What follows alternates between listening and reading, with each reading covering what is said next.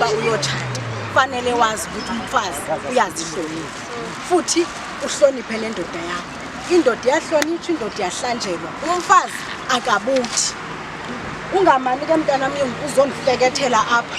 Ngifuna uqine, unganihlekisi ngabantu. Unincede ke ntombi. Unincede. Ungazonihlaza mina kule lali.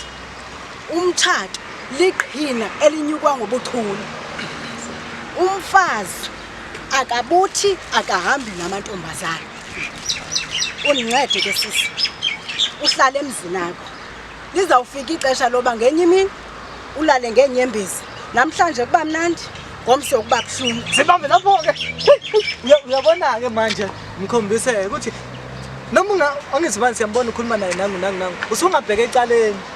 Uthi uyazi Uyabona? ngenye imini bona kuzofika insuku zokuthi ulale ngeke. Kodwa ke lokho mntame akusho ukuthi kuzokwenza ukuthi uwena ubuye ukuthi uyabona hamba nje ngigugele khona lami.